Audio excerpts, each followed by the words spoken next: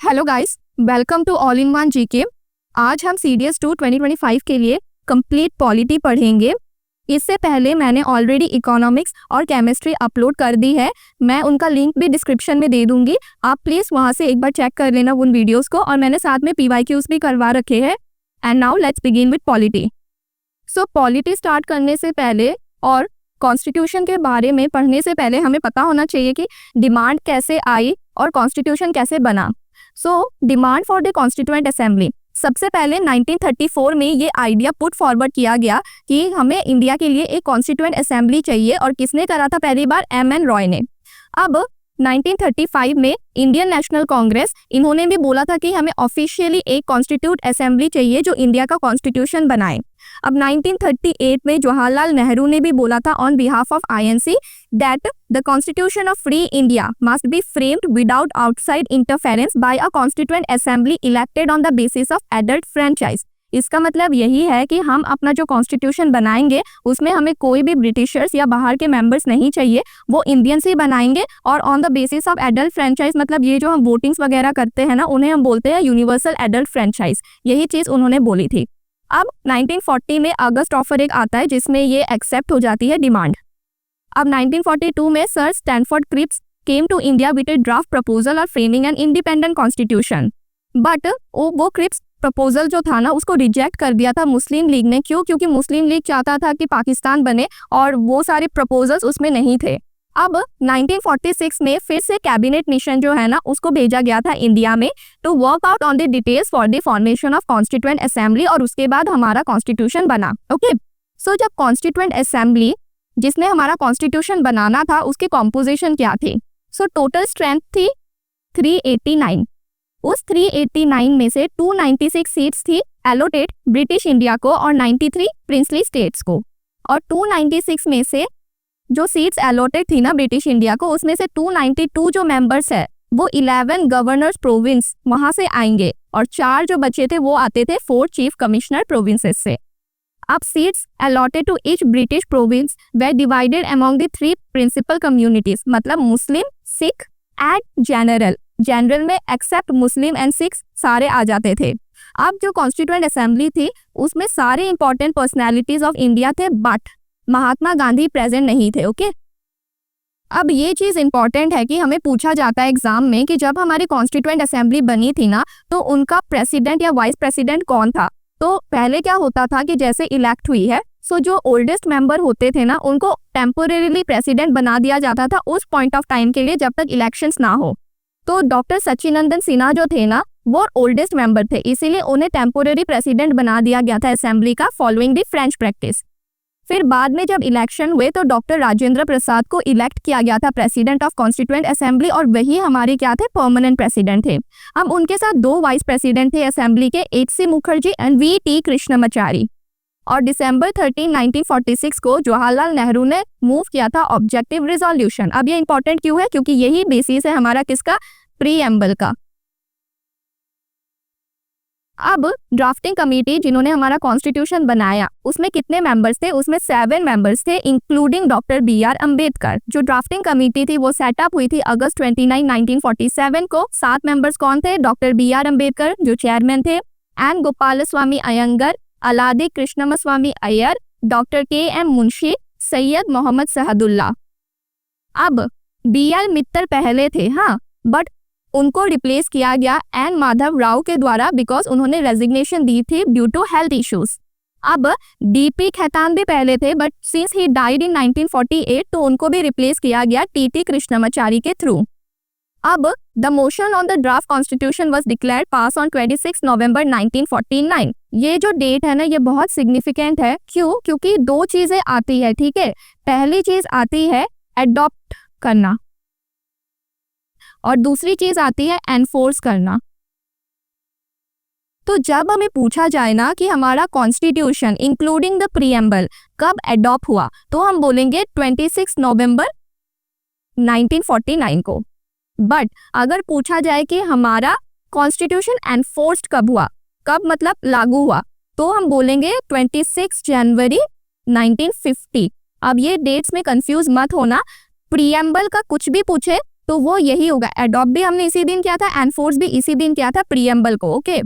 But पूरा जो constitution है उसको हमने अडॉप्ट 26 नवंबर को किया था, बट एनफोर्स हमने 26 जनवरी को किया था। और यही डेट क्यों चुनी थी? बिकॉज इस दिन 1929 के टाइम पर जवाहरलाल नेहरू जो थे ना, उन्होंने पूर्ण स्वराज डिक्लेयर किया था लाहौर जो सेशन था वहां पर। तो इसी दिन को चुना गया था और सोचा था कि हम 26 जनवरी 1950 को मतलब इंडिपेंडेंट होंगे। उस टाइम पर ये सोचा गया था, बट इंडिपेंडेंस तो हमें पहले मिल गई थी ना, इसीलिए ये डेट एक बहुत सिग्निफिकेंट थी, क्योंकि पूर्ण स्वराज डिक्लेयर किया गया था, तो इसलिए सोचा था कि हम कॉन्स्टिट्यूशन इसी दिन एनफोर्स करेंगे अपना। अब 299 मेंबर्स थे ना, उसमें से 284 उस दिन प्रेजेंट थे जब ड्राफ्ट बना एंड उन्होंने साइन किया था कॉन्स्टिट्यूशन पर। अब जो कॉन्स्टिट्यूशन है as adopted on 26 1949 contained a preamble, एक प्रीएम्बल था, 395 आर्टिकल्स थे और 8 शेड्यूल्स थे। अब अमेंडमेंट करके ये बढ़ गए हैं, 8 से 12 हो गए हैं, 22 पार्ट्स हो गए हैं, हम आगे देखेंगे। अब एक चीज तो आप सबको पता होगी कि डॉक्टर BR अम्बेडकर जो है उन्हें हम बोलते हैं father of Indian constitution, chief architect of the constitution of India या मॉडर्न मनु।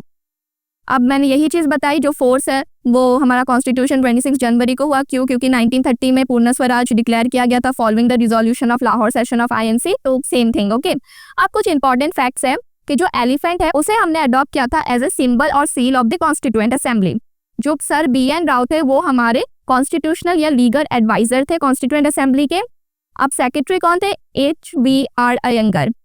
चीफ ड्राफ्ट्समैन कौन थे असेंबली के? SN मुखर्जी।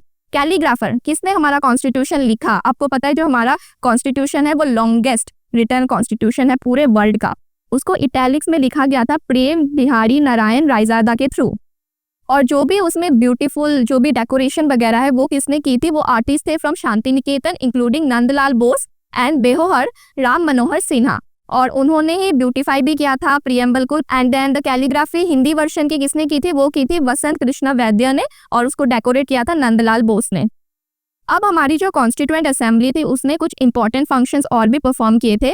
पहला, it rectified the India's membership of Commonwealth in May 1949। हमने अपना नेशनल फ्लैग कब अडॉप्ट किया था? जुलाई 22, 1947।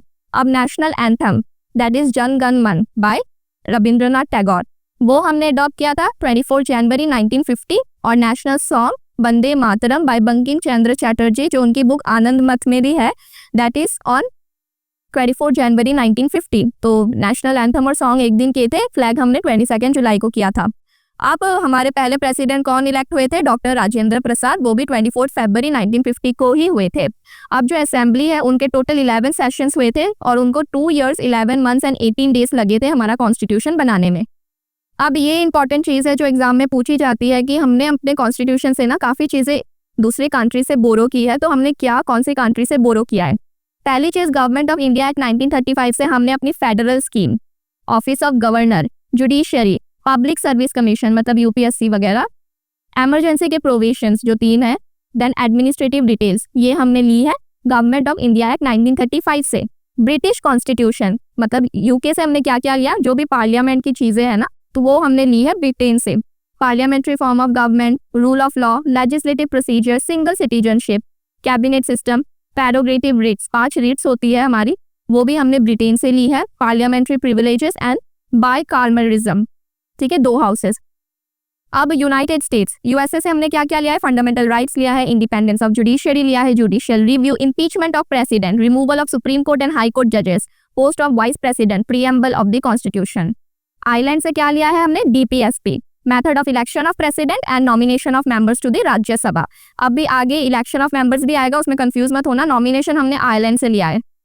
कनाडा से क्या लिया है? जहां भी सेंटर स्ट्रॉन्ग वाली चीजें आपको दिखाई देना वो सारी हमने कनाडा से ली है। पहली चीज वही है, federation with a strong centre, vesting of residuary power in centre, appointment of state governor by centre, advisory jurisdiction of supreme court, तो ऑल द पावरफुल थिंग्स जिसमें सेंटर स्ट्रॉन्ग होता है वो कनाडा से ली है। अब ऑस्ट्रेलिया से हमने concurrent list, freedom of trade, commerce, intercourse and joint sitting ली है हमारी 2 हाउसेस की। अब वीमर कॉन्स्टिट्यूशन जो है जर्मनी का, वहां से हमने सस्पेंशन ऑफ फंडामेंटल राइट्स लिया है ड्यूरिंग इमरजेंसी।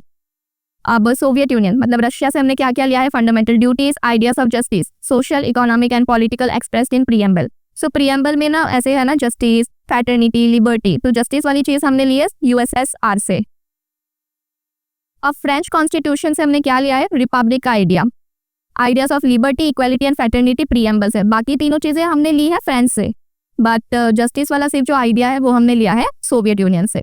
अब साउथ अफ्रीकन कॉन्स्टिट्यूशन से अमेंडमेंट ऑफ कॉन्स्टिट्यूशन लिया है, एंड इलेक्शन मैंने बोला ना, नॉमिनेशन हमने आयरलैंड से लिया है और इलेक्शन हमने लिया है साउथ अफ्रीका से of the members of Rajya Sabha.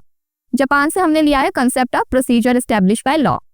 सो ये काफी बार पूछे गए हैं एग्जाम में कि कौन सी चीज हमने किस कंट्री से बोरो की है, प्लीज गो थ्रू दिस। अब प्रीएम्बल देख लो। प्रीएम्बल मतलब क्या है, वो it is basically the context और आइडेंटिटी कार्ड, जिसके बारे में क्या होता है, एक बुक होती है, तो बुक आप जब भी खरीदते हो तो क्या होता है, कंटेंट्स होते हैं पहले पेज में, पता होता है कि क्या अंदर पर मिलने वाला है बुक के। So same thing is with preamble. So जो एन ए पलकीवाला है वो एक एमिनेंट जूरिस्ट और कॉन्स्टिट्यूशनल एक्सपर्ट थे, उन्होंने बोला था प्रीएम्बल को as the identity card of the constitution.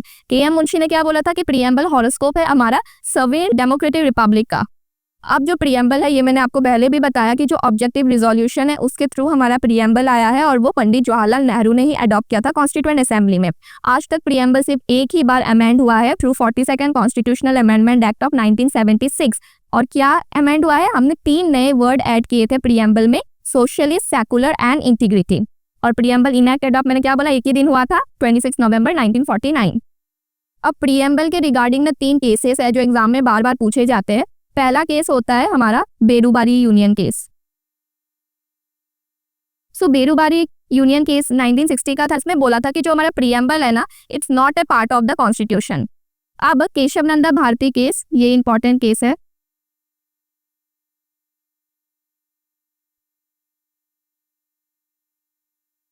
इसमें बोला था कि जो प्रीएम्बल है ना, ये हमारे कॉन्स्टिट्यूशन का पार्ट है।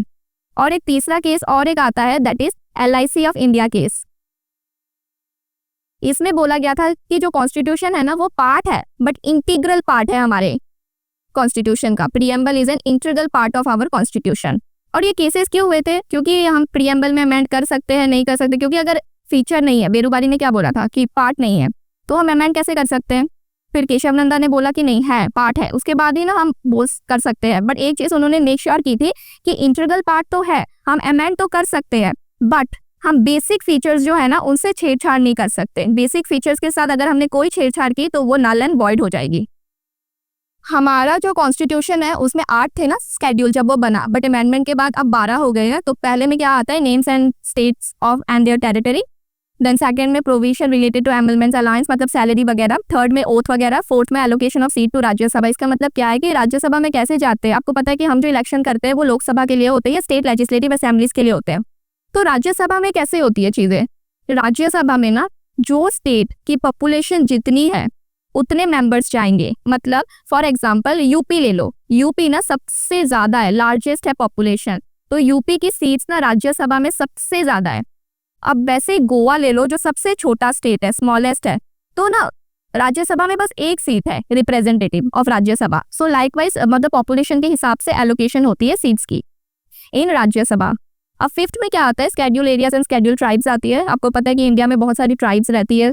देन 6 स्केड्यूल में क्या आता है, इसमें भी ट्राइबल एरियाज के रिगार्डिंग ही चीजें आती है, बट 4 स्टेट्स की, आसाम, मेघालय, त्रिपुरा एंड मिजोरम। ये एग्जाम में पूछा गया है कि 6 स्केड्यूल में किन स्टेट्स को स्पेशल प्रोविजंस दिया गया है, तो वो सिर्फ 4 स्टेट्स है, आसाम, मेघालय, त्रिपुरा एंड मिजोरम।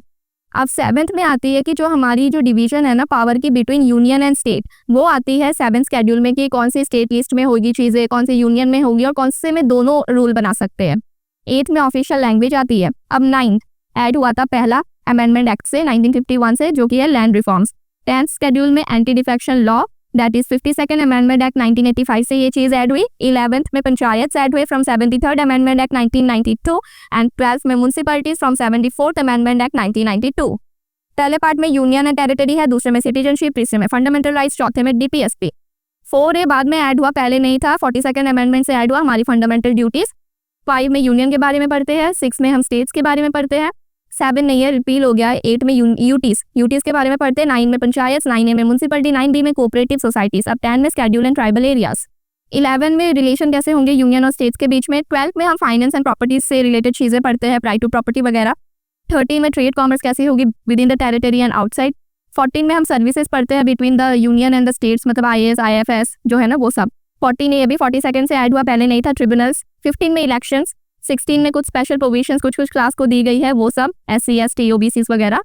देन 17 में ऑफिशियल लैंग्वेज, 18 में इमरजेंसी प्रोविजंस, 19 में मिसलेनियस, मतलब जो चीज़ कहीं और फिट नहीं आ रही थी वो 19 में दे दी उन्होंने, 20 में अमेंडमेंट्स, 21 में ट्रांजिशनल एंड स्पेशल प्रोविजंस है कुछ, और 22 में शॉर्ट टाइटल। मतलब आपको पता था ना इंडिपेंडेंस के पहले बहुत सारे लोग थे जो ऐसे महाराजा एंड दैट टाइटल्स लगाते थे, तो वो सब एबॉलिश हो गया था। और आज के दिन में सिर्फ एक तो मिलिट्री टाइटल्स है, like one which are the giving exams like lieutenant, flying officer, ये सब होंगे, या तो डॉक्टर, जो डॉक्टरेट होते हैं, PhD या जो डॉक्टर्स होते हैं वो, ये 2 टाइटल्स के अलावा और कोई टाइटल इंडिया में कोई पर्सन यूज नहीं कर सकता है। अब पार्ट 1 में आता है यूनियन एंड टेरिटरी। इसमें आर्टिकल 1 में name and territory of union दी गई है। आर्टिकल 2 में दिया गया है एडमिशन और एस्टेब्लिशमेंट ऑफ न्यू स्टेट्स, मतलब न्यू स्टेट्स कैसे बनेंगे। आर्टिकल 3 में है कि जो बाउंड्री वगैरह है ना वो हम कैसे चेंज करेंगे ऑलरेडी जो स्टेट्स है इंडिया में प्रेजेंट। और 4 यही है कि पार्लियामेंट के पास पूरा राइट है इन सब में रूल बनाने का। अब एक चीज और आती है कि जो भारत वर्ड है ना वो कौन से आर्टिकल में मेंशन है। तो आर्टिकल 1 में लिखा गया है इंडिया दैट इज भारत, उनको ना हम as an union of states refer किया। ये भी एक बार आया है कि डॉक्टर BR अम्बेडकर ने जैसे कॉन्स्टिट्यूशन में आर्टिकल्स लिखे थे ना, तो उन्होंने इंडिया को क्या बोला था, तो उन्होंने बोला था यूनियन ऑफ स्टेट है, ओके, फेडरेशन ऑफ स्टेट नहीं है।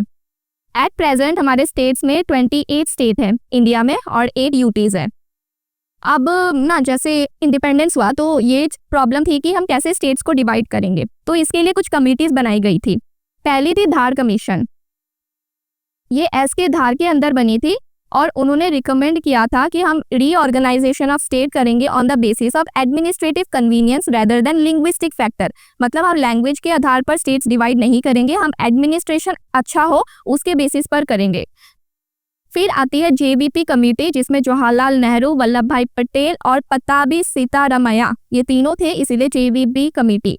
उन्होंने भी रिजेक्ट किया कि हम लैंग्वेज को नहीं चुनते हैं as a basis for reorganisation of state. But still October 1953 में गवर्नमेंट ऑफ इंडिया ने पहला लैंग्वेज का स्टेट बनाया था, that was the Andhra state. Andhra Pradesh नहीं है, आंध्रा स्टेट है, ओके। फिर फैजल अली कमीशन आती है, ये भी 3 बॉडी मेंबर थी फैजल अली के अंदर, और 2 मेंबर्स थे KM पनिकर एंड HN खुंजरू। उन्होंने क्या बोला था कि ठीक है हम एक्सेप्ट करते हैं लैंग्वेज को as reorganisation of state, but उन्होंने बोला था कि 1 लैंग्वेज 1 स्टेट नहीं होगी। Now next part 2 citizenship. मतलब आपको पता है कि जो इंडिया है ना उसमें सिंगल सिटीजनशिप है, तो उसके भी कुछ आर्टिकल्स है। आर्टिकल 5 में आता है कि citizenship at the commencement of constitution. Article 6 में आता है right of citizenship of certain person who have migrated to India from Pakistan. मतलब पार्टीशन के बाद जो भी लोग पाकिस्तान से इंडिया आए हैं उनके लिए आर्टिकल 6 है, और 7 उनके लिए है जो इंडिया से पाकिस्तान चले गए। अब 8 उनके लिए है जो इंडियन ओरिजिन के पर्सन फॉरेन में रिसाइड करते हैं ना उनके लिए। अब 9 में साफ बोला गया है कि जो भी पर्सन फॉरेन स्टेट की अगर सिटीजनशिप को एक्वायर करता है तो वो इंडिया का सिटीजन नहीं रहेगा। और 10 में है कॉन्टिन्यूएंस ऑफ राइट्स ऑफ सिटीजनशिप, और 11 में यही चीज़ है कि पार्लियामेंट को फुल अथॉरिटी है सिटीजनशिप के रिगार्डिंग कोई भी रूल बनाने की। अब जब कॉन्स्टिट्यूशन बना और 26 जनवरी 1950 को बोला गया कि 4 category of person can became the citizen of India. इसके कुछ क्राइटेरिया है, पहला तो बॉर्न इन इंडिया और पेरेंट्स बॉर्न इन इंडिया और ordinary resident for 5+ year immediately prior. दूसरा है माइग्रेंट्स फ्रॉम पाकिस्तान, मतलब जो 19 जुलाई 1948 से पहले या 19 जुलाई 1948 के बाद आए हैं और 6 मंथ्स के साथ रेसिडेंस है, मतलब 6 मंथ यहाँ पर रह रहे हैं। अब migrants to Pakistan and then return, मतलब पहले तो वो चले गए 1 मार्च 1947 को, बट फिर वो आ गए एंड उन्होंने 6+ मंथ इंडिया में बिताए बिफोर रजिस्ट्रेशन, तो वो बन सकते हैं। और इन ऑफ अनडिवाइडेड ऑरिजिन कुछ residing abroad and registered by Indian diplomatic missions. अब आती है सबसे important part, that is fundamental rights, और यहाँ से हमेशा क्वेश्चन आता ही है। सो आर्टिकल 12 से लेके 35 पार्ट 3 के अंदर constitutional deals with the fundamental rights, और ये जो है ना ये हमने USA के जो बिल ऑफ राइट्स है ना वहाँ से लिए है। सो आपको पता ही है फंडामेंटल राइट्स हमने अमेरिका से लिए है, बोरो किए हैं, तो वही चीज़ है। अब पार्ट 3 को बोला गया है as Magna Carta of Indian constitution and are justiciable. Justiciable मतलब अगर कोई भी हमारा फंडामेंटल राइट्स को वायलेट करता है तो हम कोर्ट जा सकते हैं उसके खिलाफ। जब कॉन्स्टिट्यूशन बना था ना तो इनिशियली 7 फंडामेंटल राइट्स हुआ करते थे, बट राइट टू प्रॉपर्टी को बाद में डिलीट कर दिया गया था bye 44th amendment act of 1978, और आज के दिन में वो एक लीगल राइट है under article 300A in part 12। Part 12 कौन सा है? फाइनेंस वाला, उसके अंदर है। और प्रेजेंट में हमारे पास सिर्फ 6 ही फंडामेंटल राइट्स है, right to equality from Article 14 to 18, right to freedom from Article 19 to 22, right against exploitation from Article 23 to 24, right to freedom of religion from Article 25 to 28, cultural and educational rights from Article 29, 30, and right to constitutional remedies is Article 32. अब एक चीज़ और important है कि जब भी emergency लगती है, हमने क्या देखा था कि हमारे जो फंडामेंटल राइट्स है वो सस्पेंड हो जाते हैं। तो इसकी ना दो चीज़ें इंपॉर्टेंट है और ये भी पूछा गया है सीडीएस में कि जो फंडामेंटल राइट्स है वो सस्पेंड होते हैं during national emergency except the rights guaranteed by article 20 and 21। इसका मतलब यही है कि 20 एंड 21 ये आर्टिकल कभी भी सस्पेंड नहीं होते, एमरजेंसी लगने पर भी नहीं होंगे।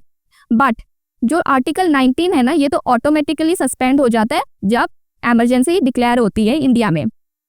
अब एमरजेंसी भी आपको पता है कि 3 तरीके की होती है, वॉर, एक्सटर्नल एग्रेशन और आर्म्ड रिबेलियन। बट आर्टिकल 19 कब सस्पेंड होगा? जब वॉर या एक्सटर्नल एग्रेशन के थ्रू एमरजेंसी डिक्लेयर होगी, ना कि आर्म्ड रिबेलियन के थ्रू। ओके, अब आर्टिकल 12 में डेफिनेशन दी गई है स्टेट की।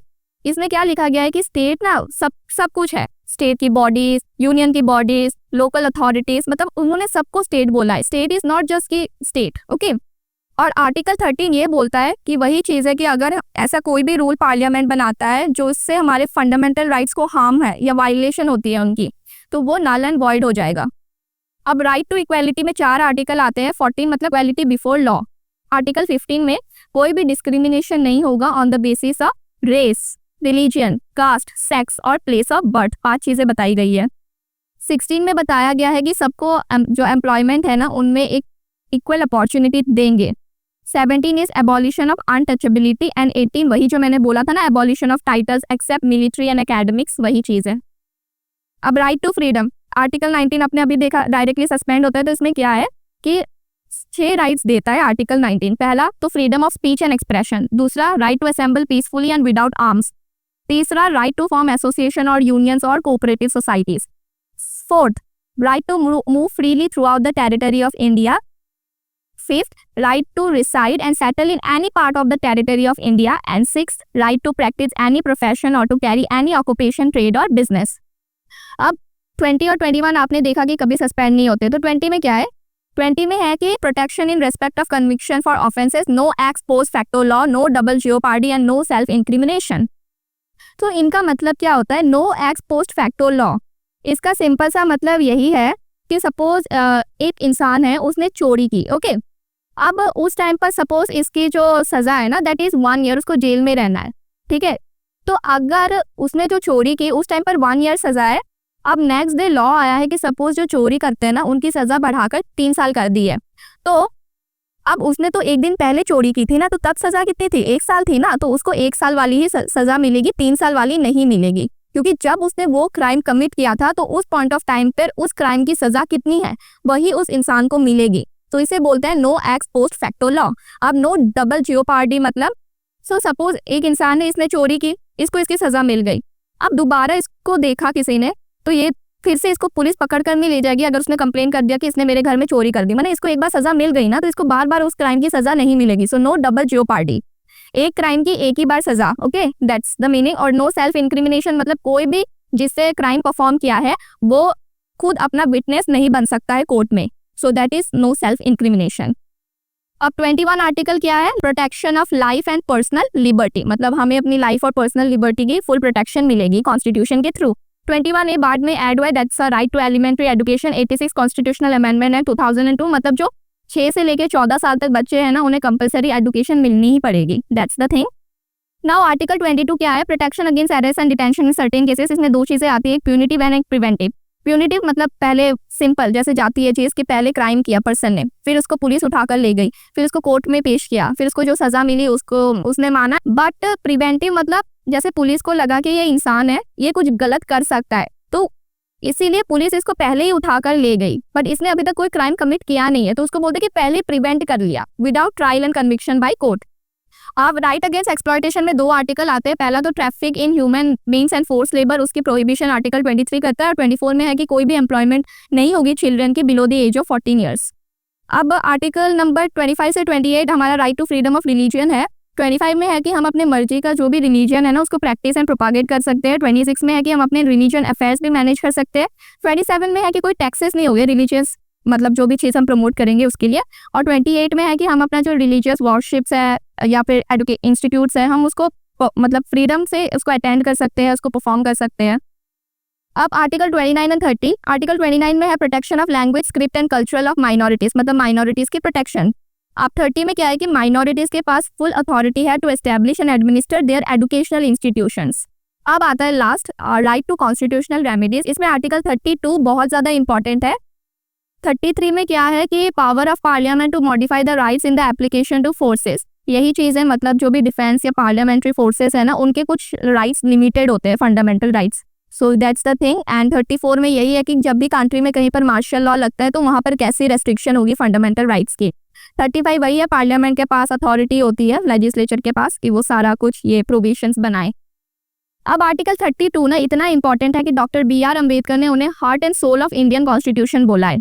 और 32 इंपॉर्टेंट क्यों है? क्योंकि उसमें 5 रिट्स आती है सुप्रीम कोर्ट की। कौन सी? Habeas corpus, mandamus, prohibition, certiorari and quo warranto. अब ये क्या होता है हम आगे देखेंगे।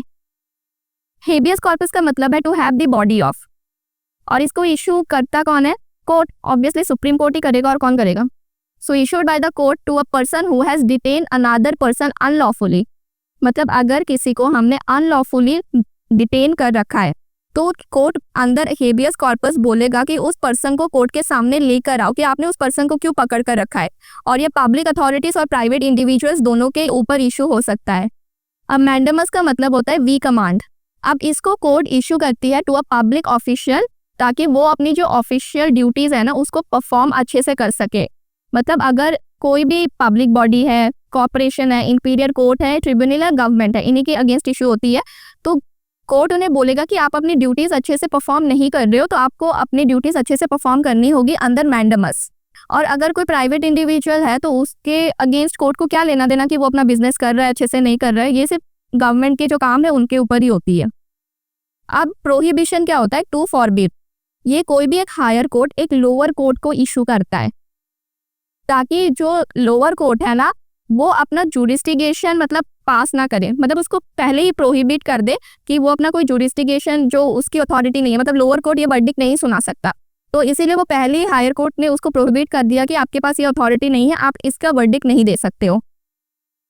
ये सिर्फ क्वासी और क्वासी जुडिशियल अथॉरिटीज के अगेंस्ट आता है। अब सर्टियोरी मतलब टू बी सर्टिफाइड, ये बोलता है कि लोअर कोर्ट के कि आपके पास इतनी नॉलेज नहीं है कि आप मतलब ये केस पर काम कर सको, तो इसीलिए ये जो केस पेंडिंग है ना तो आप हमें ट्रांसफर कर दो, हम इस पर वर्डिक्ट देंगे, हायर कोर्ट बोलता है। या फिर जो लोअर कोर्ट ने कोई भी ऑर्डर ऑलरेडी पास कर दिया तो हायर कोर्ट को अगर लगता है कि वो ऑर्डर सही नहीं है या वर्डिक्ट सही नहीं है तो वो उसको स्क्वाश भी कर देगा। अब क्यों वारंटो क्या होता है? बट व्हाट अथॉरिटी और वारंट, मतलब अगर किसी पर्सन ने इलीगली किसी ऑफिस को होल्ड कर रखा है तो कोर्ट उसको पूछता है कि बाय व्हाट अथॉरिटी आपने ये पर्सन या ये पब्लिक ऑफिस को होल्ड किया हुआ है, किसके आपका क्लेम क्या है। तो ये सिर्फ स्टैट्यूटरी या कॉन्स्टिट्यूशनल पब्लिक ऑफिसेस के अगेंस्ट ही इशू हो सकता है। अब नेक्स्ट है DPSP, that is directive principles of state policy, which is in part 4। Article 35 से 51 पार्ट 4 के अंदर DPSP आता है। DPSP को BR अम्बेडकर ने बोला है noble features of Indian constitution. अब DPSP क्या होता है कि मतलब ये ऐसे कुछ रूल्स है जो हमारे कॉन्स्टिट्यूशन में लिखे हैं कि अगर गवर्नमेंट फॉलो करे वो सारे रूल्स तो it's better for the welfare of the people, okay. But it's not compulsory कि उन्हें फॉलो करने ही होंगे, मतलब इट जस्ट एक गाइडेंस है। ये नॉन जस्टिशिएबल होते हैं, मतलब अगर कोई भी गवर्नमेंट DPSP फॉलो नहीं कर रही है तो आप इसको लेकर कोर्ट नहीं जा सकते। अब 3 तरीके में ब्रॉडली क्लासीफाई होते हैं DPSP, socialistic, Gandhian and liberal intellectual. अब ना 42nd अमेंडमेंट एक्ट से 4 नए DPSP ऐड हुए हैं, 39, 39A, 43 एंड 48A, और 97 से एक ऐड हुआ है that is related to cooperative society, 43B। अब मैंने ना ये सारे लिख दिए है कि कौन सा आर्टिकल क्या डिनोट करता है, ये इंपॉर्टेंट है, स्किप मत करना, बिकॉज क्वेश्चंस डायरेक्टली आते हैं कि आर्टिकल 39A क्या डिनोट करता है, क्या बताता है। तो वहाँ पर ऑप्शंस होंगे तो आपको सिलेक्ट करना होगा कि 39A बोलता है कि equal justice and free legal aid होनी चाहिए। वैसे मैंने सारे लिख दिए हैं। 44 में क्या है? यूनिफॉर्म सिविल कोड है। 43B promotion of cooperative societies है। 50 ये इंपॉर्टेंट है, separation of judiciary from executive. 51 में है कि हम international peace and security promote करेंगे। तो ये सारे आप एक बार गो थ्रू कर लेना, मैं PDF डाल दूंगी इसके टेलीग्राम में। अब नेक्स्ट आते हैं part 4A, that is fundamental duties. ये आर्टिकल 51 पार्ट 4A में आते हैं, पहले नहीं थे। 42nd अमेंडमेंट एक्ट 1976 से इंक्लूड हुए हैं। और किस कमेटी ने बोला था कि स्वर्ण सिंह कमेटी है ना, उन्होंने रिकमेंड किया था कि हमें फंडामेंटल ड्यूटीज चाहिए। अब DPS थी गवर्नमेंट के लिए थी, फंडामेंटल ड्यूटीज हमारे लिए है, सिटीजन्स के लिए है। इसमें जब 42nd से ऐड हुई थी ना तब 10 ड्यूटीज थी, और फिर 86 अमेंडमेंट एक्ट से एक और ऐड हुई है, तो आज के दिन में 11 ड्यूटीज है हमारी टोटल। ये भी मैं डाल दूंगी, आप प्लीज गो थ्रू कर लेना क्या क्या है। ये वाली लास्ट ऐड हुई थी, इसमें यही है कि एजुकेशन देना होगा हमें 6 से 14 ईयर्स को, और ये 86 अमेंडमेंट एक्ट 2002 से ऐड हुई है।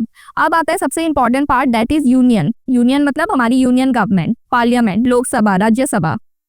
आर्टिकल 52 से 78 के अंदर पार्ट 5 में यूनियन एग्जीक्यूटिव से हम डील करते हैं। अब यूनियन में क्या आता है, president, vice president, prime minister, council of minister, attorney general. जो प्रेसिडेंट है वो हेड होता है स्टेट का, और गवर्नमेंट का हेड कौन होता है, इसमें कंफ्यूज मत होता। जो स्टेट का हेड पूछा जाए तो होता है प्रेसिडेंट, बट गवर्नमेंट का हेड होता है prime minister. President first citizen होता है इंडिया का, and he acts as a symbol of unity, integrity and solidarity of the nation. अब प्रेसिडेंट में क्या पूछते हैं, पहली चीज तो ये पूछते हैं कि प्रेसिडेंट को हम इलेक्ट कैसे करते हैं। तो हमने कभी प्रेसिडेंट को इलेक्ट किया है? नहीं। कौन इलेक्ट करता है? ऑलरेडी जो पार्लियामेंट में लोग होते हैं वो ही इलेक्ट करते हैं, बट कैसे? एक प्रेसिडेंट इलेक्ट होता है by members of electoral college consisting of, पहली चीज प्रेसिडेंट को सिर्फ इलेक्टेड मेंबर्स ही इलेक्ट करेंगे। Elected members of both houses of parliament, elected members of legislative assembly of the states, and elected members of legislative assembly of UTs of Delhi and Puducherry. सिर्फ Delhi and Puducherry की ही elected members, और legislative council parts नहीं लेते, ना elected ना nominated.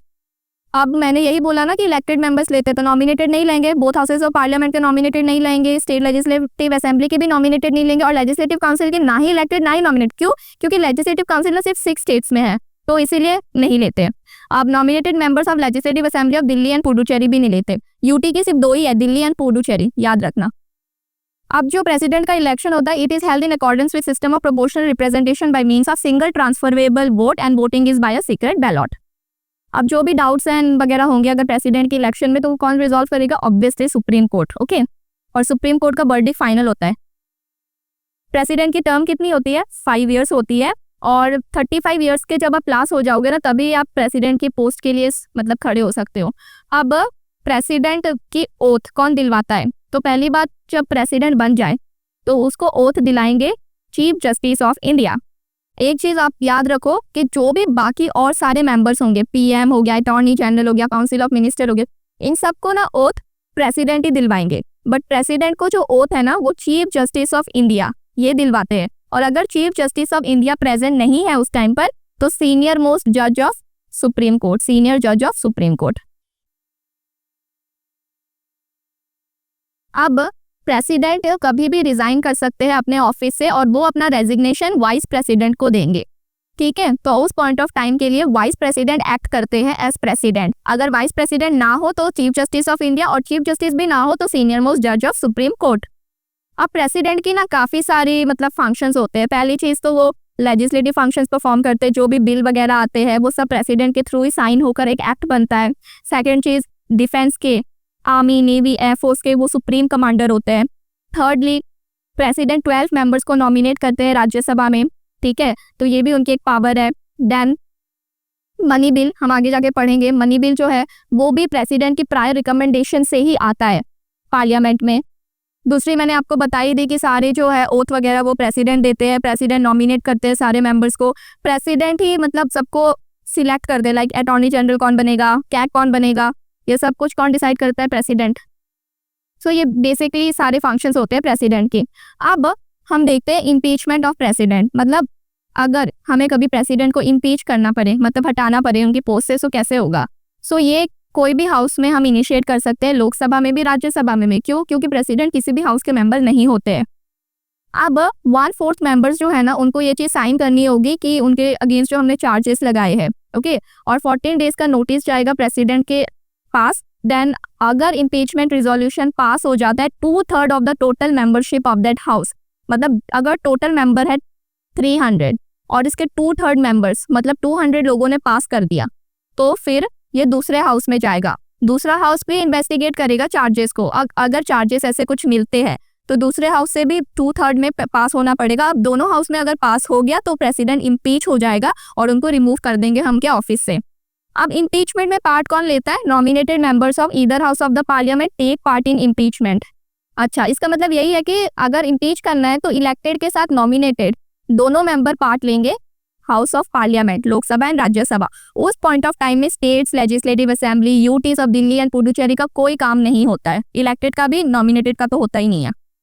अब veto power क्या होती है? प्रेसिडेंट की 3 वीटो पावर होती है, एब्सोल्यूट, सस्पेंसिव एंड पॉकेट। अब एब्सोल्यूट वीटो होता है कि जो भी बिल हम प्रेसिडेंट को देते हैं ना, वो विथहोल्ड कर दे अपनी असेंट को, ठीक है। सस्पेंसिव वीटो मतलब उन्होंने बिल को वापस भेज दिया पार्लियामेंट फॉर रिकंसिडरेशन। बट अगर मनी बिल हो तो ऐसा वो नहीं कर सकते, तब उन्हें हाँ बोलनी पड़ती है। और पॉकेट वीटो मतलब ना ही उन्होंने कुछ बोला, ना ही वापस भेजा, बस मतलब अपने पास रख दिया, तो उसको बोलते हैं पॉकेट वीटो। और अगर कॉन्स्टिट्यूशनल अमेंडमेंट बिल है ना, तो वहां पर कोई वीटो पावर नहीं होती है प्रेसिडेंट की। अब मैंने आपको फंक्शंस बताए थे ना प्रेसिडेंट के, उसमें एक और फंक्शन आता है पार्डनिंग पावर ऑफ प्रेसिडेंट। तो ये आर्टिकल 72 में आता है। इसमें 5 पार्डनिंग पावर्स है प्रेसिडेंट की। पहला तो पार्डन, मतलब वो माफी दे दे, ठीक है, और फ्री कर दे कन्विक्ट को। दूसरा है कम्यूटेशन, मतलब वो सजा जो है ना उसको लाइटर फॉर्म में कन्वर्ट कर दे उस सजा को। तीसरा है रेमिशन, मतलब वो टाइम रिड्यूस कर दे। सपोज 5 साल है सजा, तो वो 2 साल या 3 साल कर दे। रेस्पाइर वही चीज है जैसे कम्यूटेशन है, लाइटर फॉर्म में कन्वर्ट हो जाती है, बट वो एक स्पेशल केस होता है अगर कोई प्रेग्नेंट लेडी है या डिसेबल पर्सन है तो उस पॉइंट ऑफ टाइम पे। और रिप्राइव क्या होता है कि वो मतलब पनिशमेंट को डिले कर दे, थोड़ी देरी के लिए स्टे लगा दे। अब हम देखेंगे वाइस प्रेसिडेंट। तो वाइस प्रेसिडेंट के इलेक्शन में both nominated and elected members of parliament लेते हैं। और मैंने साइड में ये चीज़ भी लिख दी है कि प्रेसिडेंट के टाइम में सिर्फ इलेक्टेड दिखते हैं, ताकि आपको डिफरेंस समझ आ जाए।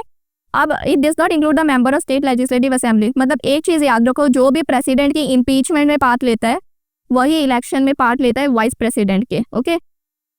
अब ओथ कौन दिलवाता है? सबकी जो करता है प्रेसिडेंट। अगर प्रेसिडेंट को खाली करना है अपना ऑफिस, रिजाइन करना है, तो वो किसे देगा रेजिग्नेशन? प्रेसिडेंट को। उनको भी रिमूव कर सकते हैं हम, बट उनको रिमूव करने के लिए ना हम सिर्फ राज्यसभा में ही ये रिजोल्यूशन ला सकते हैं। बिकॉज क्योंकि जो वाइस प्रेसिडेंट होते हैं ना वो एक्स ऑफिशियल चेयरमैन होते हैं राज्यसभा के by default, okay. Vice president is ex official chairman of Rajya Sabha.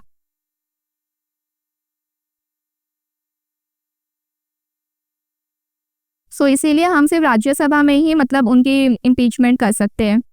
Rajya Sabha में अगर वो पास हो जाता है मेजॉरिटी से और फिर वो लोकसभा के पास जाता है, तो राज्यसभा में हम इफेक्टिव मेजॉरिटी चाहिए और लोकसभा में सिंपल मेजॉरिटी से भी पास हो जाएगा।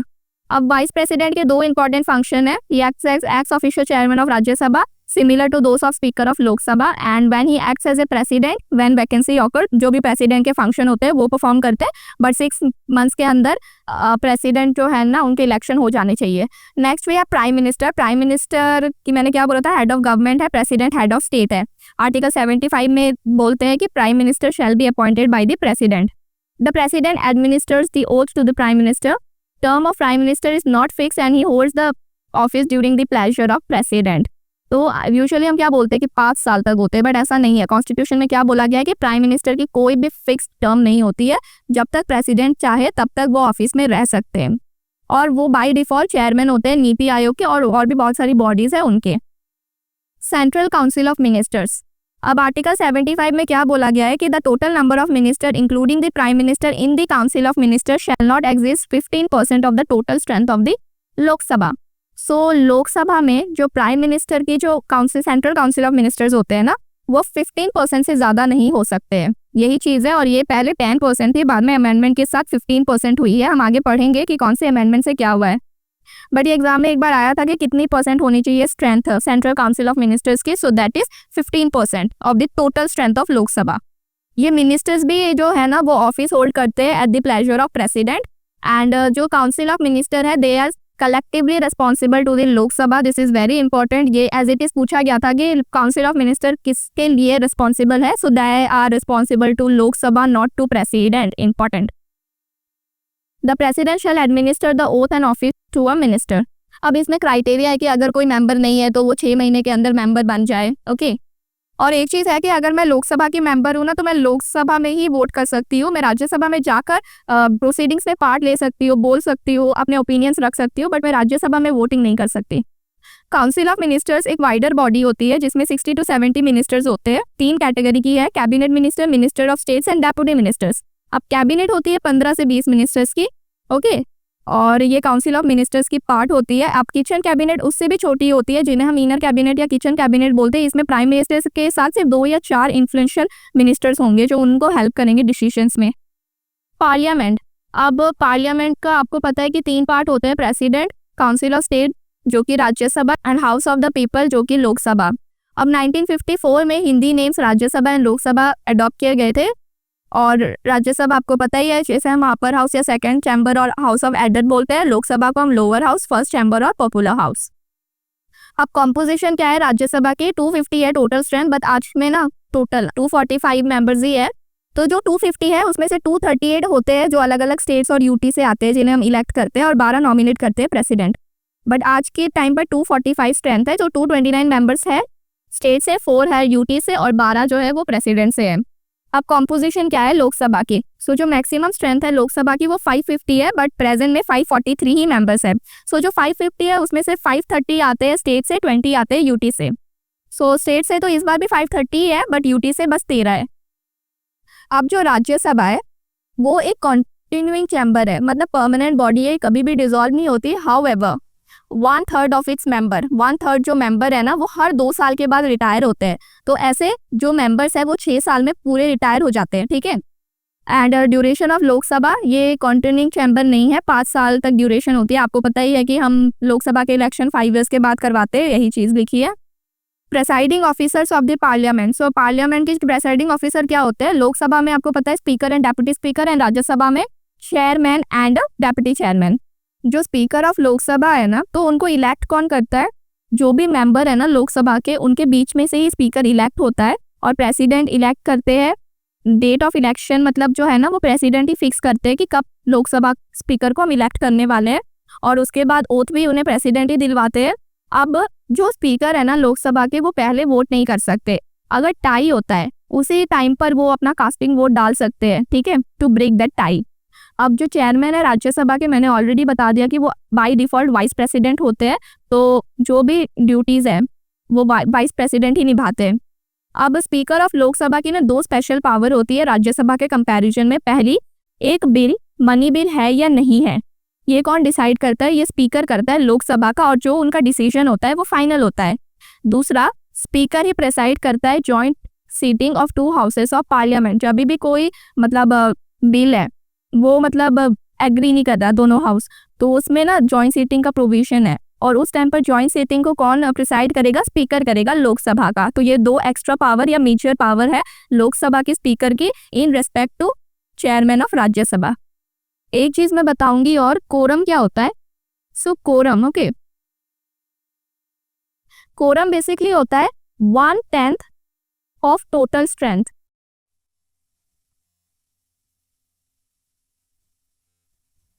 इसका मतलब क्या है कि इतने 1/10 मेंबर्स प्रेजेंट होने ही चाहिए एक हाउस में, तभी उसकी प्रोसीडिंग्स हो पाएगी।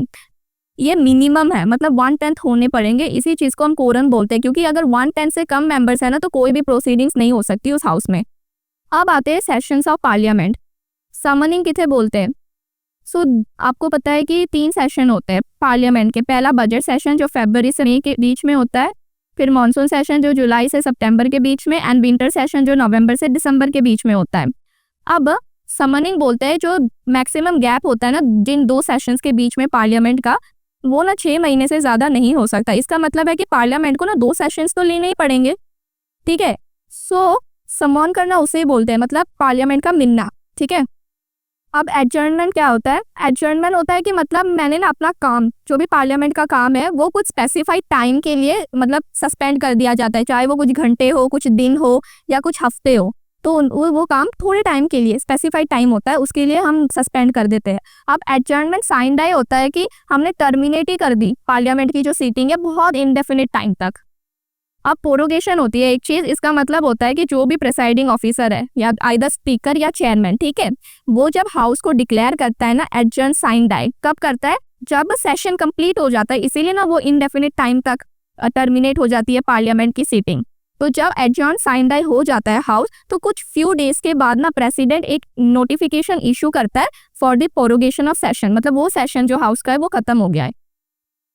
अब डिसोल्यूशन क्या होता है, ये प्रोरोगेशन से अलग होता है, मतलब जब लोकसभा की टर्म खत्म हो जाती है तो वो डिसॉल्व हो जाता है, फिर एक नई मेंबर्स आते हैं इलेक्ट होकर, तो उसी चीज को बोलते हैं डिसॉल्व हो जाना, डिसोल्यूशन हो गया। ठीक है, प्रोरोगेशन सेशन का होता है, डिसोल्यूशन एंटायर लोकसभा का होता है, और राज्यसभा परमानेंट होता है तो इसका कभी डिसोल्यूशन नहीं होता।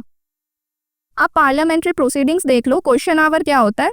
सो बेसिकली 2 टाइम होते हैं, एक मॉर्निंग और एक मतलब लंच के बाद वाला। सो जो मॉर्निंग टाइम होता है ना, उसमें ना फर्स्ट आवर जो है वो क्वेश्चन आवर को दिया जाता है। इसमें बेसिकली जो मेंबर है वो क्वेश्चन पूछते हैं मिनिस्टर से, और मिनिस्टर्स को आंसर देने पड़ते हैं। 3 तरीके के होते हैं, स्टार्ट, अनस्टार्ट एंड शॉर्ट। तो स्टार्ट, अनस्टार्ट एंड शॉर्ट में क्या डिफरेंस है? स्टार्ट क्वेश्चन होते हैं एस्टेरिस्क से मतलब डिस्टिंग्विश होते हैं, ये चीज आप देख रहे हो यहाँ पर, दिस इज एस्टेरिस्क।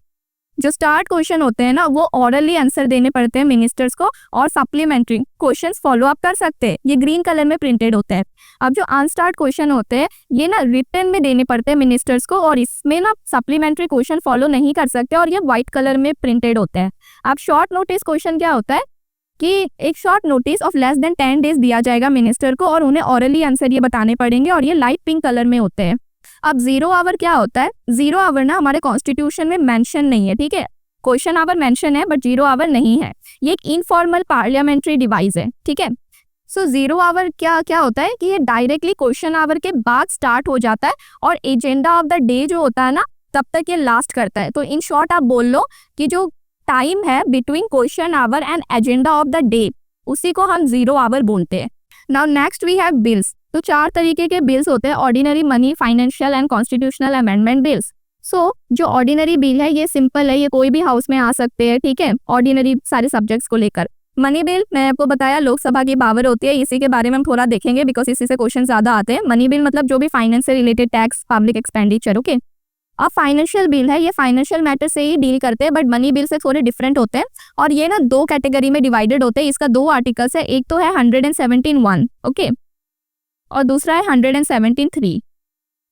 और इसमें भी एक चीज इंपॉर्टेंट है, जो 117(1) वाले फाइनेंशियल बिल है ना, ये सिर्फ लोकसभा ही ला सकती है with prior recommendation of president. ये वाले दोनों ला सकते हैं, लोकसभा भी एंड राज्यसभा भी।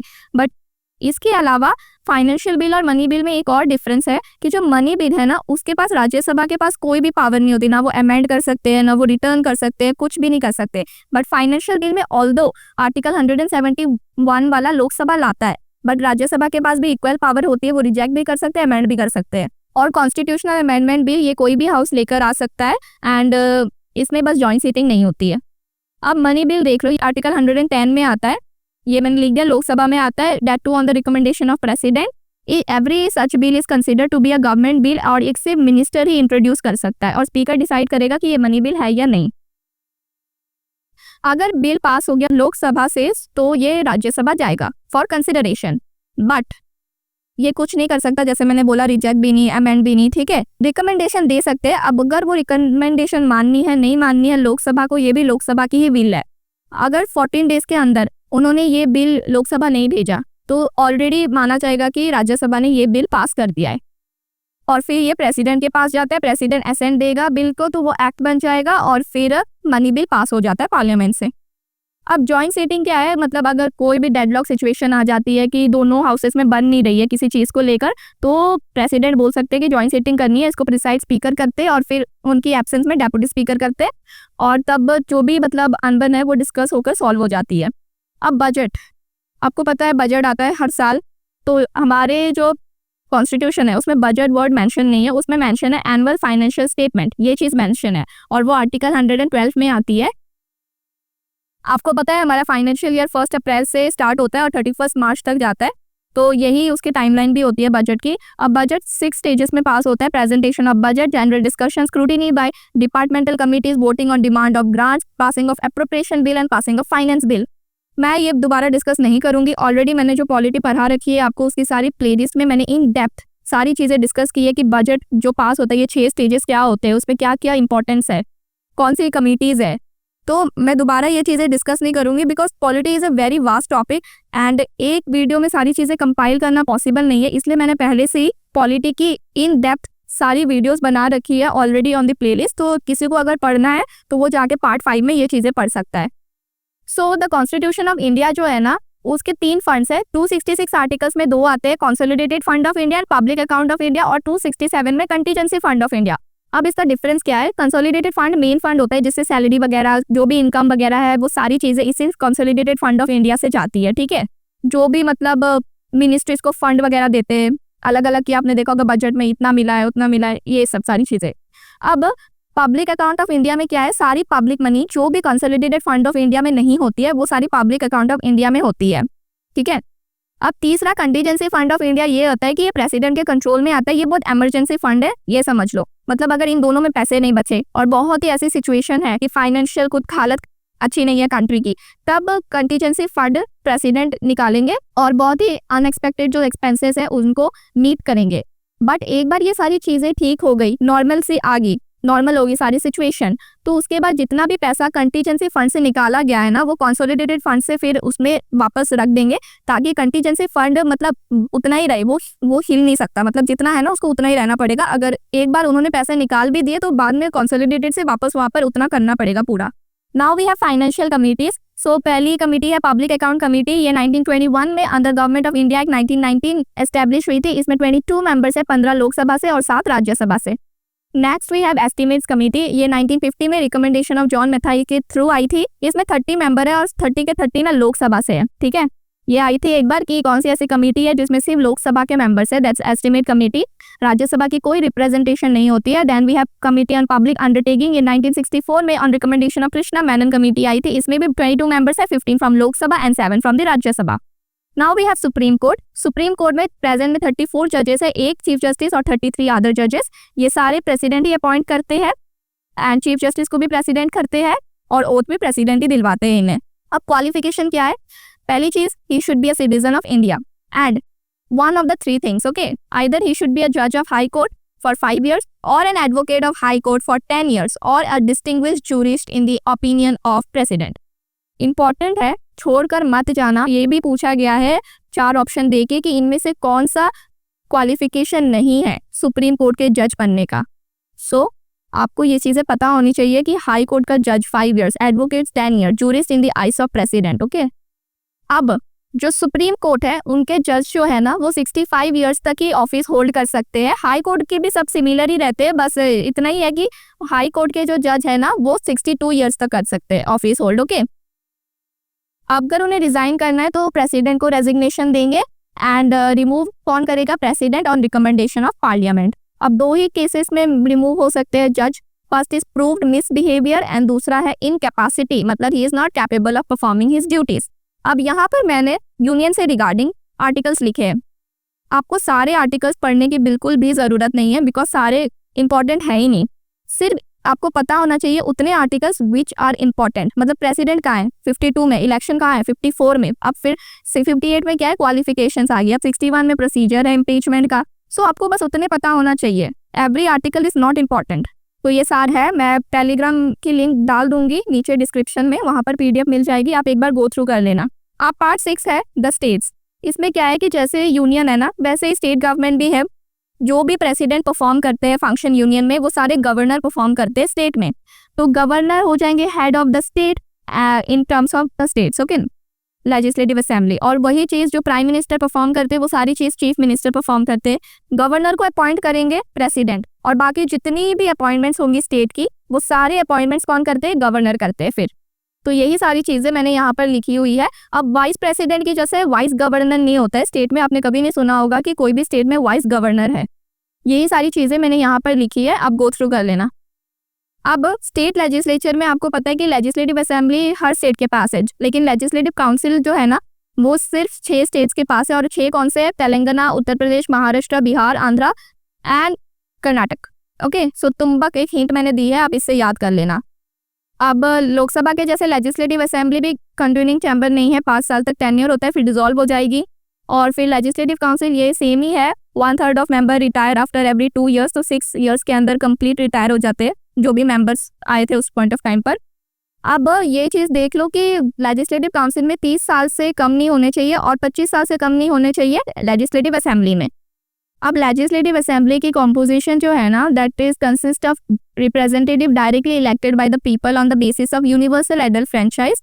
मैक्सिमम स्ट्रेंथ 500 है और मिनिमम 60 है। ये भी पूछा गया था कि जो लेजिस्लेटिव असेंबली है ना, उसकी मिनिमम स्ट्रेंथ कितनी है, 60 है, और मैक्सिमम कितनी है स्ट्रेंथ, दैट इज 500।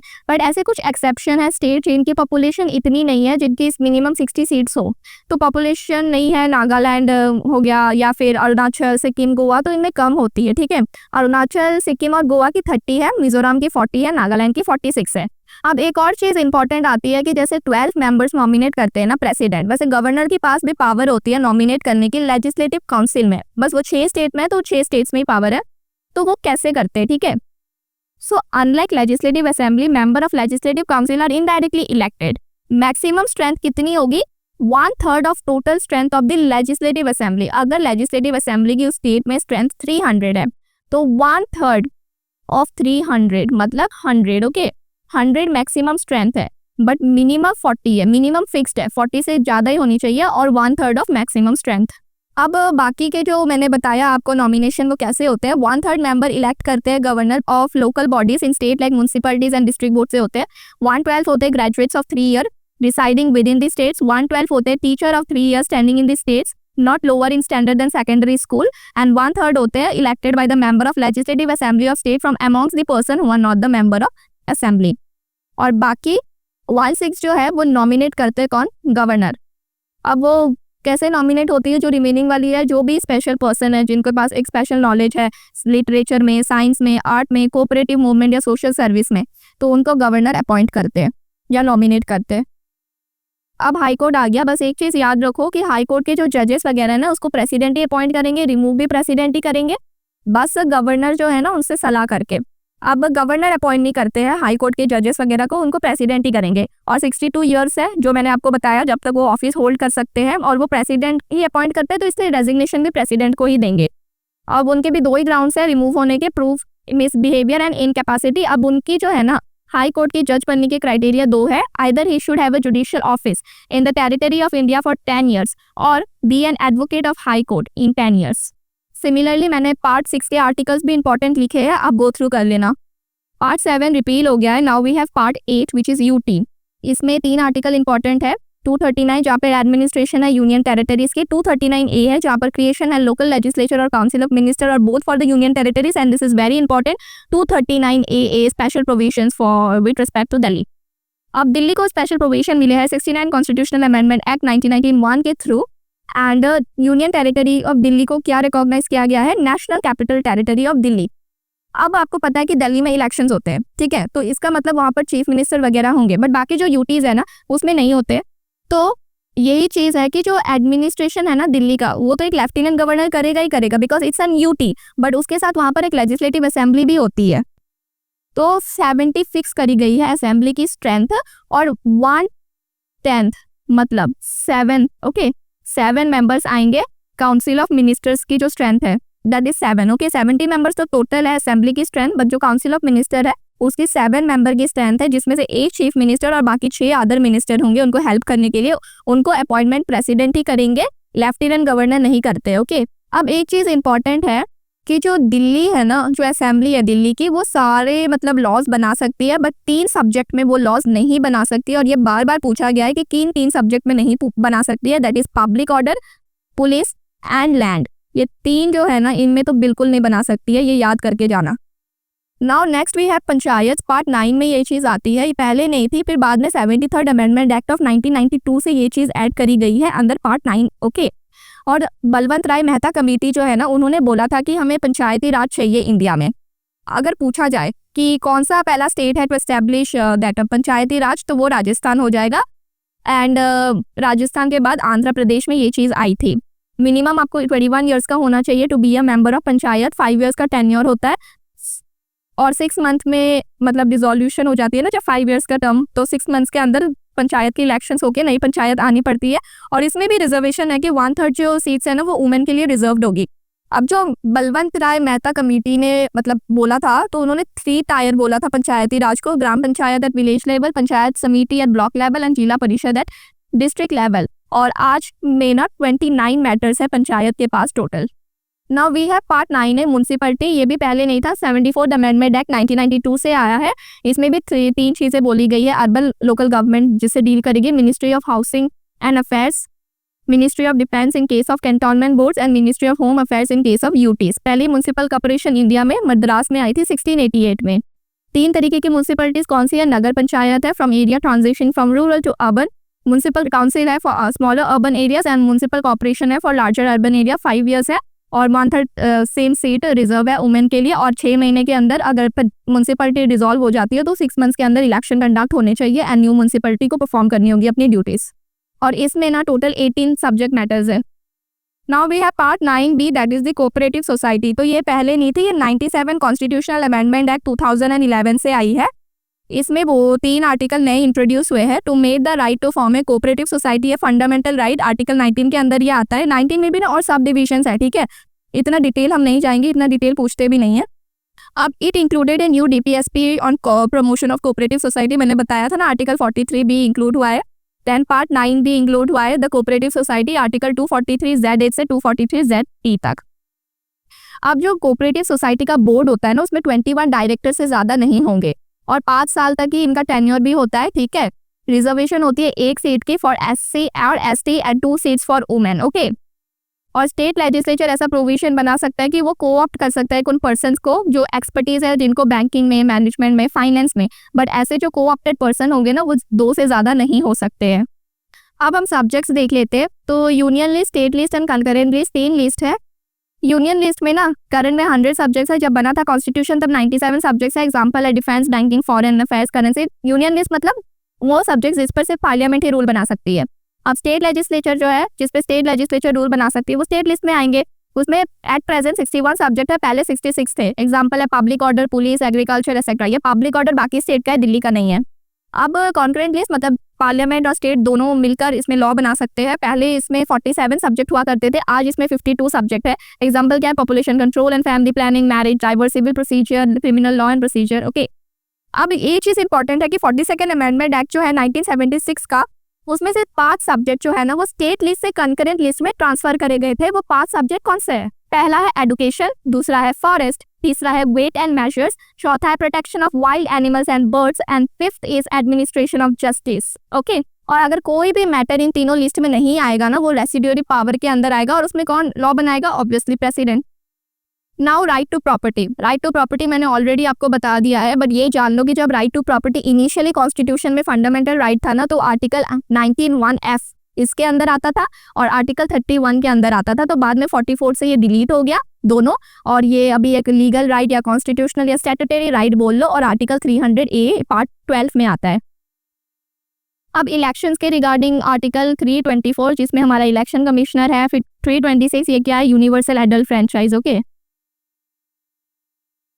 अगर ऐसे भी लिखा जाए कि यूनिवर्सल एडल्ट फ्रेंचाइज की इस आर्टिकल में है तो आप आर्टिकल 326 से बोलोगे। देन 327 में है कि पार्लियामेंट के पास सारा राइट है लॉ बनाने का। 328 में स्टेट लेजिस्लेचर की चीज़ें है। अब ये चीज़ देख लो कि special provisions related to certain classes, इसमें से ये 4 आर्टिकल, यस, ये 4 आर्टिकल बहुत इंपॉर्टेंट है। सो इनिशियली क्या था ना कि जब हमारा कॉन्स्टिट्यूशन बना था तो SC और ST के लिए ना एक सिंगल मेंबर कमेटी हुआ करती थी। बाद में 65th अमेंडमेंट एक्ट से ये सिंगल ऑफिसर था जो होल्ड करता था, इसे मल्टी मतलब मेंबर बना दिया गया था, ओके, मल्टी मेंबर बना दिया गया था। फिर 89 से क्या, ये 65 से हुआ था कॉन्स्टिट्यूशनल अमेंडमेंट एक्ट, और फिर 89 से क्या हुआ था कि ये मल्टी मेंबर को तोड़ के 2 अलग अलग बना दी गई थी कमीशंस, एक SC के लिए काम करेगी और एक ST के लिए काम करेगी। सो 338 में ST के रिगार्डिंग है, 338A में ST के रिगार्डिंग है, और काफ़ी टाइम बाद 338B में OBC की रिगार्डिंग चीज़ें आई थी। और अब 342A एक नई क्लास है, दैट इज SC-BC बोलते हैं हम जिसे, सोशली एंड एडुकेशनली बैकवर्ड क्लास। अब आपको पता है कि जो ऑफिशियल लैंग्वेज है वो जब इनिशियली कॉन्स्टिट्यूशन बना था ना तो सब 14 थी, ठीक है। बाद में अमेंडमेंट्स होकर आज के दिन में 22 ऑफिशियल लैंग्वेज है अंदर 8 शेड्यूल। कौन सी है? Assamese, Bengali, Bodo, Dogri, Gujarati, Hindi, Kannada, Kashmiri, Konkani, Maithili, Malayalam, Manipuri, Marathi, Nepali, Oriya, Punjabi, Sanskrit, Santhali, Sindhi, Tamil, Telugu and Urdu. Now we will talk about emergency provisions. हमारे कॉन्स्टिट्यूशन में 3 तरह की इमरजेंसी के बारे में बताया गया है, national, state which is presidents rule and financial emergency. अब जो नेशनल इमरजेंसी है वो आर्टिकल 352 के अंदर आती है और 3 वजह से ये लग सकती है स्टेट में, war, external aggression and armed rebellion. ये पहले इंटरनल डिस्टर्बेंस हुआ करता था, आर्म्ड रिबेलियन, ओके। बाद में 44th अमेंडमेंट एक्ट से इसको डिलीट करके इंटरनल डिस्टर्बेंस को हमने आर्म्ड रिबेलियन कर दिया, बिकॉज मिसयूज ना हो इस वर्ड का। जो इमरजेंसी है ना, नेशनल इमरजेंसी, वो दोनों हाउसेस से अप्रूव होनी पड़ेगी with in 1 month of issue of proclamation, और इसे प्रेसिडेंट रिवोक कर सकते हैं या by resolution of Lok Sabha. And जो नेशनल इमरजेंसी है ना, वो तभी इंडिया में लग सकती है जब जो काउंसिल ऑफ मिनिस्टर्स है, ठीक है, वो रिटर्न में लिख कर दे कि लगानी है हमें। रिटर्न में अगर वो लिख कर नहीं देंगे तो नहीं लगेगी।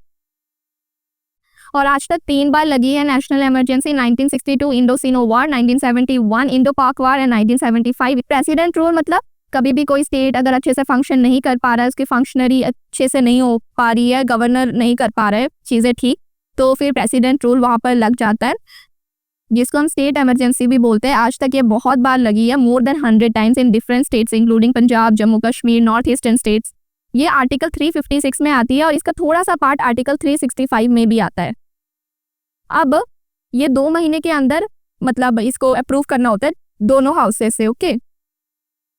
और इसको रिवोक से प्रेसिडेंट कर सकता है। अब फाइनेंशियल इमरजेंसी आज तक इंडिया में एक बार भी नहीं लगी है, आर्टिकल 360 के अंदर ये चीज़ आती है।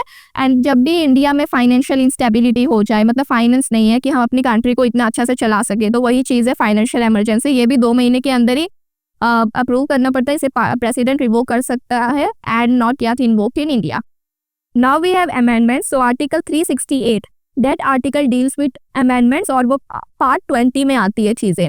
अब मैंने ना सारे जो इंपॉर्टेंट अमेंडमेंट्स है वो लिखे, आज तक 100 से ज़्यादा अमेंडमेंट्स हो चुके हैं, ठीक है, बट मैंने सिर्फ इतने ही इंक्लूड किए हैं, जैसे फर्स्ट इंपॉर्टेंट है, 5th 6th 7th इंपॉर्टेंट है, 10th इंपॉर्टेंट है, तो ये तो मैं डाल दूंगी, आप अच्छे से याद करके जाना। अब इसमें 42nd वाला बिल्कुल मत छोड़ना, जो स्वर्ण सिंह कमेटी में मतलब ऐड हुआ था उनकी रिकमेंडेशन में, और इसे हम मिनी कॉन्स्टिट्यूशन बोलते हैं। काफ़ी चीज़ें इसमें हुई थी, प्रीएम्बल अमेंड हुआ था, फंडामेंटल ड्यूटीज आई थी, ट्रिब्यूनल्स वगैरह आए थे, ठीक है।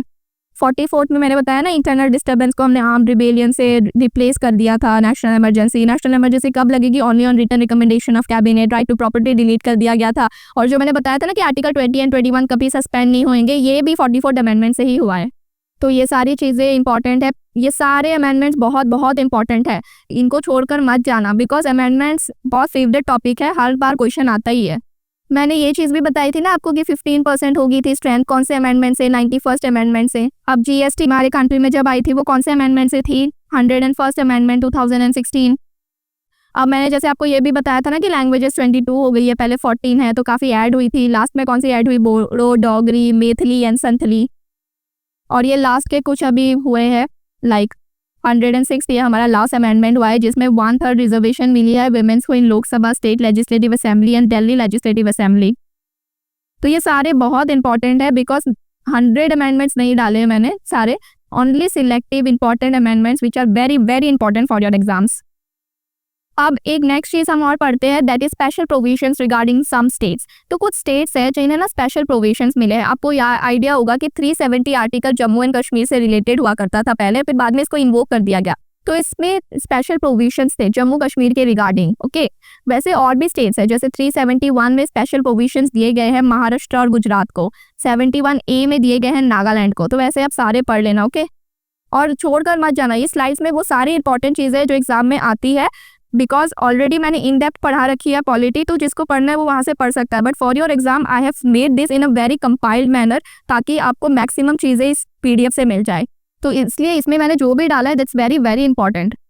अब एक और चीज़ है कि जो मैंने एक लास्ट वीडियो डाला था, constitutional bodies, non constitutional bodies and regional parties of India, तो उसको मैं दोबारा नहीं पढ़ाऊंगी। वो 25 मिनट्स का एक वीडियो है, आप उसको पढ़कर जाना, बिकॉज क्वेश्चंस आते हैं वहाँ से, वो कि constitutional body example attorney general, CAG वगैरह, नॉन कॉन्स्टिट्यूशनल में नीति आयोग या vigilance commissioners, and regional parties कैसे बनती है, प्रोविजंस क्या है। सो ये वाला वीडियो है, अटॉर्नी जनरल हो गया, एडवोकेट जनरल हो गया, comptroller and auditor general, finance commission, election commission, union public service commission, national commission for SC, for ST and for OBC, special officer for linguistic minorities, goods and service tax council. उसके बाद मैंने non constitutional bodies भी पढ़ाया है, नीति आयोग हो गया, national human rights commission, state human rights, central information commissioner, state information commissioner, central vigilance commissioner, central bureau of investigation, लोकपालन लोकायुक्त, और पॉलिटिकल पार्टीज भी है। लाइक इंपॉर्टेंट फैक्ट्स मैंने यहाँ पर पहले बता दिया है। फिर पार्टी कितनी तरीके की होती है, नेशनल, स्टेट एंड रजिस्टर और अनरिकॉग्नाइज्ड पार्टीज, इसकी क्राइटेरिया क्या है, मेरा सब कुछ बता रखा है और ये इंपॉर्टेंट है। सो मैं अभी आपको क्वेश्चन दिखा दूंगी कि कौन से इंपॉर्टेंट है और कॉन्स्टिट्यूशनल नॉन कॉन्स्टिट्यूशनल से कौन से क्वेश्चन आए हैं, उसको प्लीज स्किप करके मत जाना, बिकॉज सीडीएस 1 2025 में ही क्वेश्चन आ रखे हैं। तो मैं उस वीडियो का लिंक डिस्क्रिप्शन में दे दूंगी और मैं पीडीएफ भी टेलीग्राम चैनल में डाल दूंगी, इसकी भी और उसकी भी, आप प्लीज गो थ्रू कर लेना। अब हम थोड़े से पीवाईक्यूज देख लेते हैं। सो अभी मैंने बोला था ना कि अमेंडमेंट से क्वेश्चन आते हैं, तो पहला क्वेश्चन देखो, विच of the following constitutional amendment act introduce GST, goods and services tax in course of interstate trade और कॉमर्स। सो ये कौन सा था, हमारे ये 101st अमेंडमेंट एक्ट था ऑफ 2016। तो इसका आंसर कौन सा होगा, पहला वाला। अब next, which among the following is the latest language to be included in the 8th schedule of the Constitution of India? अभी मैंने आपको लास्ट में अभी दिखाया था ना कि लास्ट में एक अमेंडमेंट से हमारे पास कौन सी ऐड हुई थी, 4 ऐड हुई थी, बोडो, डोगरी, मैथिली एंड संथली। तो इसमें कौन सी है, मैथिली, राइट। सो लास्ट में कौन सी ऐड हुई थी, मैथिली। तो ये आपको पढ़कर जाना पड़ेगा। अब मैंने आपको क्या बोला था कि कॉन्स्टिट्यूशनल नॉन कॉन्स्टिट्यूशनल बहुत इंपॉर्टेंट है, लास्ट टाइम क्वेश्चन आया था। देखो, consider the following statement about central vigilance commissioner. ये हमारी एक नॉन कॉन्स्टिट्यूशनल बॉडी है। Central Vigilance Commissioner is appointed by the President of India.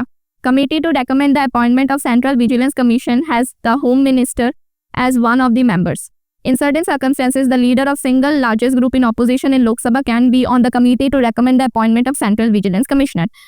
Basically, ये पूछा गया है कि जो हमारी Central Vigilance Commissioner है ना, उसको अपॉइंट कौन करता है। तो जो नॉन कॉन्स्टिट्यूशनल बॉडीज है, मैंने पढ़ा रखा है ना, उसकी कुछ कमिटीज होती है जो मेंबर को अपॉइंट करती है कि उस कमीशन में कौन से मेंबर्स होने चाहिए, उसके लिए भी एक कमेटी होती है। तो उस कमेटी में कौन कौन मेंबर्स होंगे। तो इसमें एक चीज तो आप सबको पता ही होगी कि जो भी अपॉइंटमेंट्स है वो सारी प्रेसिडेंट करते हैं। तो पहला वाला तो करेक्ट होगा। अब इन दोनों में से ना आपको अगर करना है तो आपको पता होना चाहिए, ये जो सेकेंड वाला है ना, ये गलत है। जो मतलब रिकमेंड करती है ना कमेटी, उसमें होम मिनिस्टर नहीं होते हैं। तो ये आप पढ़ोगे तो आपको पता चलेगा। ये वाला ठीक है कि जो लीडर होता है सिंगल लार्जेस्ट ग्रुप का लोकसभा का, can be a committee to recommend the appointment, okay, ये वाला सही है। बट होम मिनिस्टर नहीं होते हैं। तो इसमें कौन सा करेक्ट है, कितने ऑप्शंस करेक्ट है, सिर्फ 2 ही करेक्ट हुए हमारे, तो सी होगा हमारा ऑप्शन। अब which one of the following term was used by states in draft constitution presented by B R Ambedkar on 4 November 1948। अभी मैंने क्या बताया था पहला कि India that is Bharat, okay, इसमें एक वर्ड यूज हुआ था, that is union of states हुआ था ना। तो यही चीज पूछी गई है। सो देखो, जो मतलब जो भी मैंने पढ़ाया इट्स वेरी इंपॉर्टेंट। तो आप उतना ही पढ़ लोगे ना, अगर आप इन डिटेल वाली वीडियोस भी नहीं देखोगे तब भी आप 15 से ज्यादा क्वेश्चन कराओगे। अब नेक्स्ट देखो, फिर से एक नॉन कॉन्स्टिट्यूशनल बॉडी आ गई, NITI Aayog. Prime minister of India is the chairperson of its governing council. ये तो मैंने अभी इसी में पढ़ाया था जब मैंने प्राइम मिनिस्टर पढ़ाया था कि ओके। अब lieutenant governor of Ladakh is a member of इस गवर्निंग काउंसिल। जब आप पढ़ोगे ना तो आपको पता चलेगा कि यूटीज के और बाकी स्टेट्स के भी लेजिस्लेटिव असेंबली के ना गवर्नर्स और जो मेंबर्स होते हैं, चीफ मिनिस्टर, वो वहां पर होते हैं, ठीक है। तो ये वाला भी करेक्ट है। तो इसका मतलब कौन सा करेक्ट है, both 1 and 2। Which of the following statement are correct as per the constitution of India. So कौन सा करेक्ट है, पहला बोला गया है the constitution 86th amendment act has added the right to education to the chapter of directive principle of state policies. ये तो गलत है ना। 86th अमेंडमेंट एक्ट जो है, हमने पढ़ा क्या था कि 6 to 14 ईयर्स के जो चिल्ड्रन है उनको कंपलसरी एजुकेशन देना है। तो एक तो हमने आर्टिकल 21A देखा था, राइट। और उसके बाद हमने फंडामेंटल ड्यूटीज जो हमारी है उसमें जो 11th वाला था वो देखा था। तो DPSP क्या है, गवर्नमेंट के लिए था ना, वेलफेयर ऑफ गवर्नमेंट के लिए। तो इसमें तो ये चीज ऐड नहीं हुई थी, तो ये तो गलत हो गया। तो 1 वाला ऑप्शन तो गया। अब right to work and right to education are both fundamental rights and directive principles of state policy. इसमें ना एक चीज है कि जो राइट टू वर्क है ना वो DPSP में आता है। जब आप आर्टिकल्स पढ़ोगे तो आपको पता चलेगा। और राइट टू एजुकेशन मैंने ऑलरेडी बता दिया, आर्टिकल 21A, तो ये कहाँ पर आएगा, फंडामेंटल राइट्स में, ठीक है। तो both are included in fundamental rights and directive principle, मतलब दोनों उसमें फंडामेंटल्स में भी है और डायरेक्टिव प्रिंसिपल में भी है। ऐसा तो नहीं है राइट टू वर्क सिर्फ DPSP में है और राइट टू एजुकेशन सिर्फ फंडामेंटल राइट्स में है। तो ये गलत हो गया ये वाला भी। So which one is correct, neither 1 nor 2। अब which one among the following state has the highest number of states in the council of states. ये कैसे आता है, मैंने अभी आपको बताया कि जितनी पॉपुलेशन जिस स्टेट की हो उतना ही उसमें सीट्स की रिप्रेजेंटेशन होती है, राइट। तो सबसे ज़्यादा जो सीट्स है ना वो यूपी की है 31। उसके बाद आता है महाराष्ट्र, ओके, जिसकी टोटल नंबर ऑफ सीट्स है 19 in Rajya Sabha. Then we have Tamil Nadu जिसकी है 18। सो इस हिसाब से आंसर होना चाहिए हमारा तमिलनाडु। उसके बाद आता है west Bengal with 16 seats and Bihar also with 16 seats. अब next, which of the following statement about national commission for women are correct. अब देखो एक और नॉन कॉन्स्टिट्यूशनल बॉडी आ गई, ये एक स्टैट्यूटरी बॉडी है। सो ऑब्वियसली ये एक नॉन कॉन्स्टिट्यूशनल बॉडी है एंड एक स्टैट्यूटरी बॉडी है, तो ये करेक्ट है। दूसरा है it has the mandate to review the constitutional and legal safeguards for women. ये तो पढ़कर ही पता चल रहा है नेशनल कमीशन फॉर वुमेन का काम क्या है, to safeguard the legal rights of womens and it has mandate to advise the government on all policy matter affecting womens. Yes, ये अगर किसी को पता भी ना हो तो भी आप लैंग्वेज पढ़कर समझ सकते हो ना कि यस ये चीज़ें ठीक लिखी है। तो इसमें करेक्ट कौन सा है, 1, 2 एंड 3। तो सीडीएस में ऐसे काफ़ी बार इजी क्वेश्चंस भी मिल जाएंगे आपको, जहाँ पर आपको पढ़कर ही पता चल जाएगा कि ये चीज़ें सारी सही है। अब आर्टिकल 12 में स्टेट की डेफिनेशन क्या है, parliament of India, state government, state legislature और लोकल अथॉरिटीज ऑफ स्टेट्स। तो जब मैंने आपको स्टार्ट किया था तो मैंने क्या बोला था कि जो आर्टिकल 12 है उसमें स्टेट बस एक स्टेट नहीं है, वो सब कुछ है, पार्लियामेंट है, स्टेट गवर्नमेंट है, लेजिस्लेचर है, लोकल अथॉरिटीज है, सब कुछ है, बोला था ना आपको। तो इसका मतलब स्टेट में सब चीज़ें आती है। तो 1, 2, 3 एंड 4 सारा सही है यहाँ पर। So with this I complete polity for CDS 2 2025। मैं कॉन्स्टिट्यूशनल, नॉन कॉन्स्टिट्यूशनल और पॉलिटिकल पार्टी वाला जो वीडियो है 25 मिनट्स का है, आप एक बार देख लेना, आपको क्लियर आइडिया हो जाएगा, बिकॉज आपने देखा क्वेश्चंस आते हैं उस पार्ट से। तो उसका लिंक मैं डिस्क्रिप्शन में दे दूंगी, पीडीएफ में मैं टेलीग्राम चैनल पर डाल दूंगी, आप पढ़ लेना। इस वीडियो की भी पीडीएफ में डाल दूंगी टेलीग्राम में, आप ये भी देख लेना और अच्छे से रिवाइज करना, बहुत इंपॉर्टेंट है पॉलिटी। 20 क्वेश्चन आते ही है हर बार पॉलिटी के क्वेश्चन से। So study well, revise thoroughly, concept clear करो अपने and have a good day, bye.